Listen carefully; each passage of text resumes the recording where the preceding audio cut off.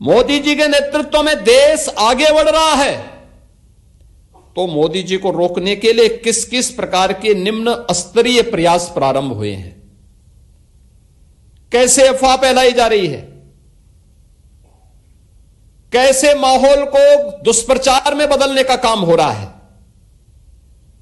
कैसे अफवाह फैला करके कि कहीं बोला, जब कोई बोलता है कि साहब वो 14 यानी जो सिलेंडर, रसोई गैस का सिलेंडर 14 किलो का होता है, उसके बारे में कि साहब वो 10 किलो उसमें से खाली हो गया है, अब केवल 4 किलो मिलेगा। किस प्रकार की बचकानी हरकतें लोग करते हैं। कोई झूठी अफवाह फैला करके साहब लॉकडाउन लग जाएगा, फालतू की बकवास करते हैं। ये अफवाहबाज देश का नुकसान कर रहे हैं।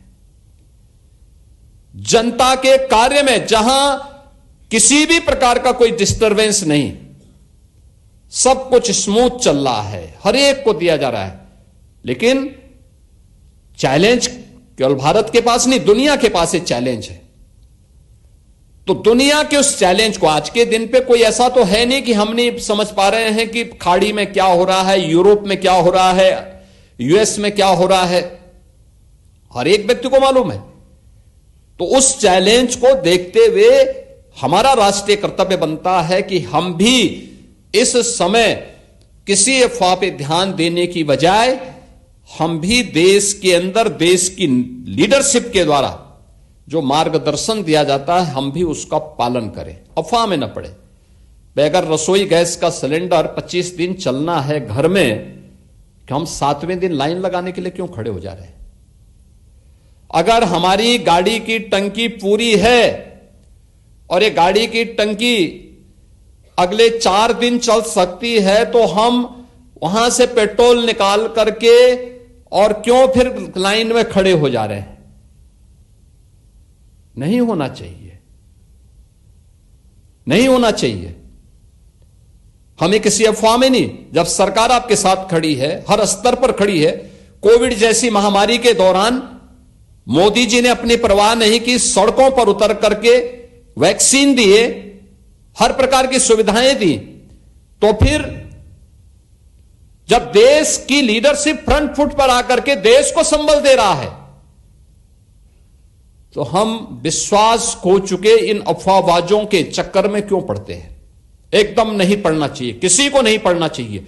और मेरी अपील होगी पूरे प्रदेशवासियों से, इन अफवाहबाजों से जो हमेशा समाज का और देश की अपूर्णीय क्षति करने पर उतारू होते हैं, इनसे हमें सावधान और सतर्क होकर के हमेशा सतर्क होना होगा।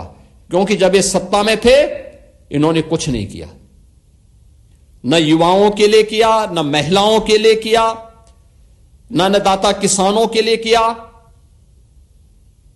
न श्रमिकों के लिए किया, न कामगारों के लिए किया, न इंफ्रास्ट्रक्चर के लिए कोई सुविधा दी, न ट्रांसपोर्ट की कोई सुविधा दी, न अच्छे संस्थान खोले, किसी भी दिशा में प्रयास नहीं किया। और जब जनता ने उन्हें सत्ता से बेदखल कर दिया, तो अब वह स्वयं तो बेदखल हो चुके हैं, स्वयं तो विश्वास खो चुके हैं और दुष्प्रचार करके, अफवाह फैला करके पूरे समाज को गुमराह करने का कार्य भी कर रहे हैं। हमें ऐसे लोगों से सतर्क रहना होगा, सतर्क रहना होगा।